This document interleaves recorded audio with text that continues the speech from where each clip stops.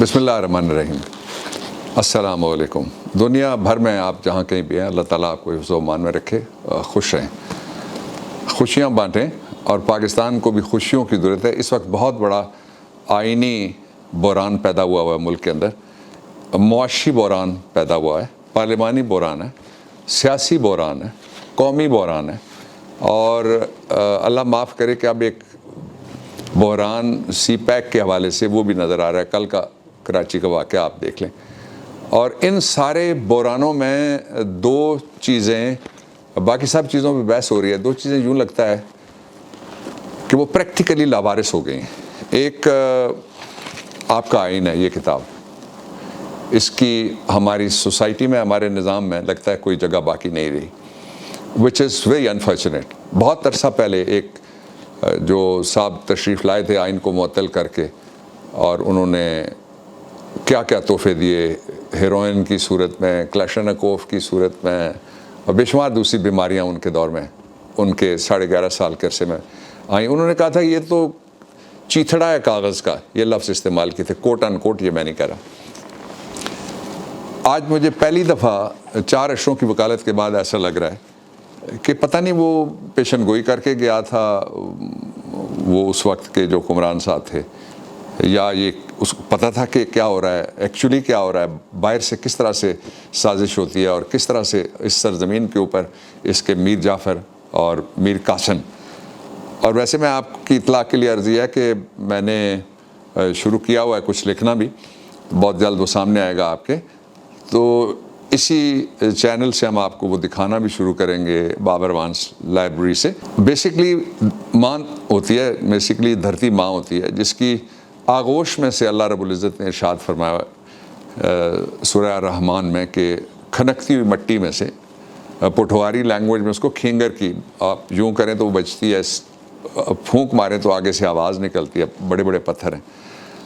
تو اس میں سے انسان تخلیق ہوا ہے۔ یہ ماں ہے، اسی کی گود میں لوٹ کے جانا ہوتا ہے۔ بلوچی میں ایک محاورہ ہے، کہتے ہیں کہ جب بندہ گر جاتا ہے تو واحد سہارا جو دیتی ہے یہ دھرتی ماں دیتی ہے، اس کے اوپر ہاتھ رکھ کے بندہ اٹھ کے کھڑا ہوتا ہے۔ یہ کئی اعتبار سے معاشی طور پہ بھی گرے تو جو زمیندار گھر ہیں ان کے اندر بھوک اور وہ افلاس کبھی نہیں آتی۔ تو یہ وہ ماں ہے جس کو ڈالروں کے عوض، جس طرح ایک امریکن اٹرنی نے یوسف رمزے کے کیس میں کہا تھا کہ ہمیں جو تانا دیا تھا میں دہرانا نہیں سکتا اس لیے کہ ندامت ہوتی ہے، وہ کہتے ہوئے بھی وہ داغ ندامت ہے پاکستان کے چہرے کے اوپر۔ تو یہ ماں، اس کی صرف غیرت نہیں ہوتی، اس کی صرف خودداری نہیں ہوتی، اس کی خود مختاری نہیں ہوتی لینڈ، سی اور ہوا کے اوپر، بلکہ اس کے صرف بارڈرز نہیں ہوتے، اس کی عزت، تعظیم، تکریم کے ساتھ ساتھ اس کی آبرو بھی ہوتی ہے، اور اس کی عصمت بھی ہوتی ہے، اور اس کی عفت بھی ہوتی ہے۔ ڈالروں کے عوض کسی کو عفت، عصمت، اس سے کھیلنے کی اجازت نہیں دی جا سکتی۔ پہلا کام جو آپ کو میں بتانا چاہتا ہوں آج، وہ چیزیں جو آپ سنتے رہتے ہیں وہ میں نے کل بھی نہیں بتائیں، آج بھی نہیں بتائیں، میں نئی باتیں آپ سے کرنا چاہ رہا ہوں۔ میں آئین پہ آتا ہوں ابھی، لیکن میں اس کو سینے سے لگا کے رکھتا ہوں، اب بھی میں اس کو اپنی گود میں رکھ کے آپ سے بات کرنا چاہتا ہوں اس آئین کو، اس لیے کہ یہ آئین وہ ہے جس کے ذریعے سے ایک سوشل کانٹریکٹ ہوا ہے، عمرانی معاہدہ ریاست کا اور اس کے لوگوں کا، کہ ریاست کیا ہے، کیا وہ اس کی حدود ہیں، شہری کون ہے، اور کیا ان کے حقوق ہیں، ریاست کی حدود اور شہریوں کے حقوق۔ یہ چیز آپ ذہن میں رکھیے گا ہمیشہ، باعزت شہریوں کے حقوق۔ ہوا یہ ہے کہ آپ کے پریشر کی وجہ سے، سوشل میڈیا تجھے سلام، 22 کروڑ لوگوں کا تجھے سلام، ننھے منھے چھوٹے چھوٹے بچوں تمہیں سلام، بچیوں تمہیں سلام، بہنوں بھائیوں ماؤں تمہیں سلام۔ آپ کے پریشر کی وجہ سے، آپ کے بیانیے کی وجہ سے، عمران خان اور قومی غیرت کے ساتھ آپ کی کمٹمنٹ کی وجہ سے 2 کام ایسے ہوئے ہیں جو نہیں ہونے تھے۔ وہ چونکہ 24 گھنٹوں میں ہوئے، اس لیے میں سب سے پہلے آپ کو وہ بتا دیتا ہوں۔ پہلا تو یہ تھا کہ ہم نے ایک تیار کیا ہوا تھا، ایک کمیشن میں جانے کے لیے، میرے بیٹے بیرسٹر عبداللہ نے تیار کیا ہوا تھا، اور کچھ میرے ساتھ اور جو دوست کام کرتے ہیں انہوں نے مل کے تیار کیا ہوا تھا۔ وہ یہ تھا کہ 3 گھر اناؤنس کیے شہباز شریف نے، جن کو وہ کیمپ آفسز کہہ کے، اور ان کے لیے پھر ٹریبیون ایکسپریس اخبار نے چھاپا کہ انہوں نے کوئی 430 کے قریب، if I am not mentioning correct numbers pardon me, میں حافظے میں سے بول رہا ہوں، یہ پچھلے ہفتے کی خبر ہے کہ انہوں نے اپنی سیکیورٹی کے لیے رکھے پیسے، اور پھر 3 گھر ان کو پرائم منسٹر ہاؤس کے علاوہ اپنے کیمپ آفسز ڈکلیئر کر دیے، اور پھر انہوں نے ساتھ یہ بھی کیا کہ وہاں سیکیورٹی نئے سرے سے، اور وہ ہزاروں کی تعداد میں سیکیورٹی والے لگا دیے۔ جب سوشل میڈیا اٹھ کے کھڑا ہوا تو وہ سامنا نہیں کر سکے، بھاگ گئے یا پیچھے ہٹ گئے، دونوں میں سے۔ بزدل ہیں، بھاگنے کے ماہر ہیں، کبھی جدہ چلے جاتے ہیں، کبھی انگلینڈ چلے جاتے ہیں، پاکستان میں صرف چرنے کے لیے آتے ہیں، یہاں کے وسائل چرتے ہیں، اور پھر جا کے وہاں پہ یہ دو داغ ندامت ماتھے پہ لگائے باہر نہیں نکل سکتے، لیکن وہاں جا کے بے عزتی کی زندگی رہتے بھی ہیں۔ جو دوسرا ہوا ہے وہ بھی بہت بڑا کام ہوا ہے، اس پہ تو بلکہ میں سوچ رہا تھا آج میں مولانا طارق جمیل صاحب سے کہوں، اور باقی جو علماء ہیں ان سے بھی میں کہوں کہ اس کے اوپر اپنی رائے دیں، اس لیے کہ جو میرا چھوٹا موٹا علم ہے عربی کا، یا اللہ رب العزت کے آخری پیغام کا قرآن حکیم کے حوالے سے، اس میں جس کو استطاعت ہو وہ حج اس کے اوپر فرض ہوتا ہے۔ استطاعت 2 قسم کے، ایک فزیکلی فٹ آدمی ہو، اس کی کوئی ذمہ داریاں ایسی نہ ہو کہ گھر میں بوڑھے ماں باپ ہیں یا کوئی اور اس کی معذوری اس طرح کی نہ ہو جو اس کو روک رہی ہو، یہ فزیکل ہو گیا۔ دوسرا فائنینشلی، اپنے پیسوں سے عبادت ہو سکتی۔ ایسا نہیں ہو سکتا کہ کوئی ڈاکو جا کے یا کوئی سارق یا کوئی چور جا کے کسی کی بکری رات کو کھول کے لے جائے اور کسی کا دمبا رات کو کھول کے لے جائے اور قربانی اس کی لگ جائے گی، ایسا نہیں ہو سکتا۔ اپنے پیسوں سے اور اپنی زبان سے، اپنے ٹانگوں سے، اپنے سجدوں سے عبادت کی جا سکتی۔ ایک اس پہ وہ ضرور بتائیں لوگوں کو، یہ حج تھا، اور عمرہ چونکہ حج فرض ہے، اور عمرہ چونکہ حج کے بہت سارے ایسے مناسک ہیں جو عمرے کے اندر موجود ہوتے ہیں، اس لیے اس کا بڑا مقام ہے اسلامی ریچولز میں، اس کے اوپر وہ بات کریں گے۔ لیکن میں آپ کو بتانا چاہتا ہوں کہ یہ لے کے جا رہے تھے، کوئی لوگ کہہ رہے تھے 137، میری آج کی اطلاع وہ میں آپ کے سامنے رکھتا ہوں کہ مختلف فلائٹوں کے ذریعے اپنے انہوں نے لفافیاں اور لفافے ان کو پہلے ہی وہاں پہ بھجوا دیے، مختلف ایئر لائنس کی فلائٹوں سے لوگ جا چکے ہیں۔ This is from the horse's mouth, یہ اس لیے میں آپ کو بتا رہا ہوں۔ پھر آخر میں جو انہوں نے پھر 104 کیے، پھر یہ 74 کیے، اور پھر 73 کیے، وہ سارے کے سارے، ان میں سے کچھ لوگ تو ان کی آپ کے پریشر کی وجہ سے وہ بھاگ گئے کہ جی ہم نے نہیں جانا، اس میں کچھ نہیں، میرے خیال میں ایک گئے ہیں کے پی کے ایک سیاسی لیڈر، انہوں نے کہا میں نہیں جاتا، باقی سارے جا رہے ہیں۔ اور وہ لوگ کون ہیں جو جا رہے ہیں؟ سارے کے سارے، سارے ارب پتی ہیں، سارے کھرب پتی ہیں، سب کما کے وہ بے ہوش ہوئے ہیں کھا کے، تو وہ اپنے خرچے پہ نہیں جانا چاہتے، تو آپ کے پریشر کی وجہ سے وہ دور ہو گئے۔ اب میں آتا ہوں جو میں نے آپ کو کہا تھا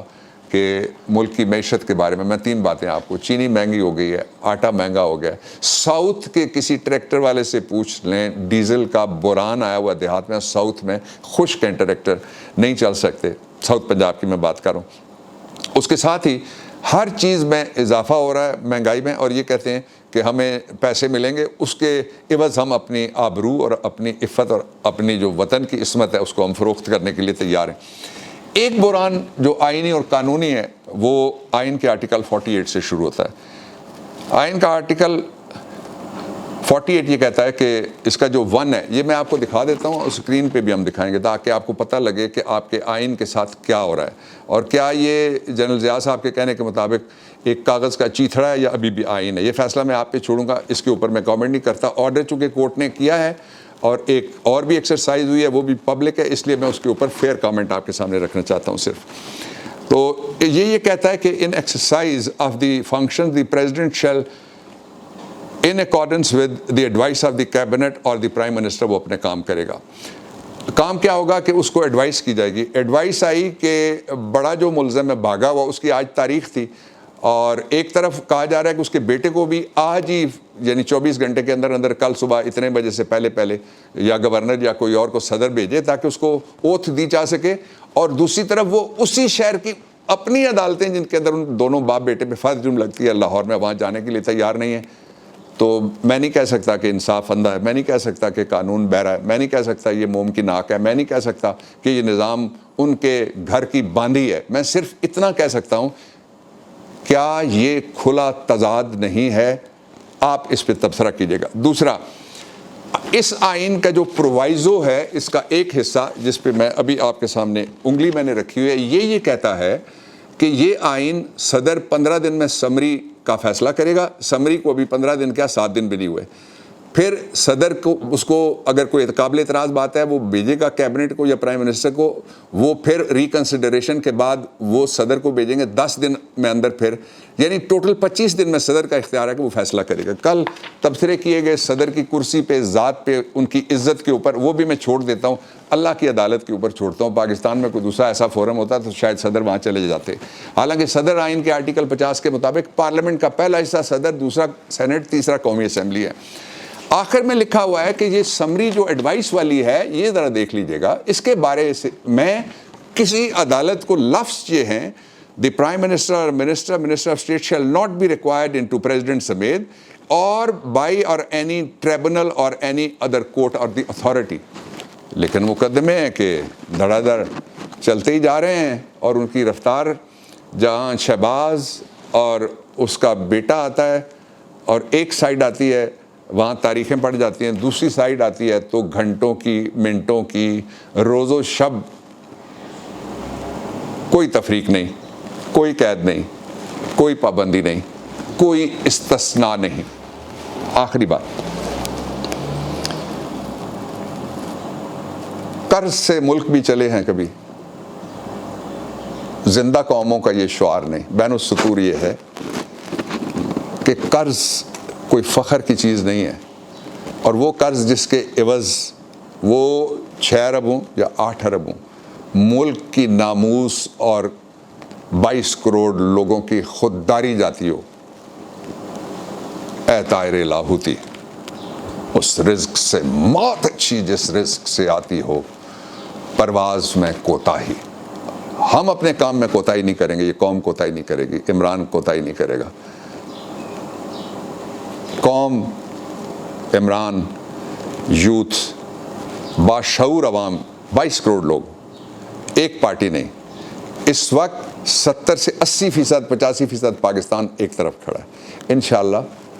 یہی پاکستان جیتے گا، اور جیتنے کا صرف ایک راستہ ہے،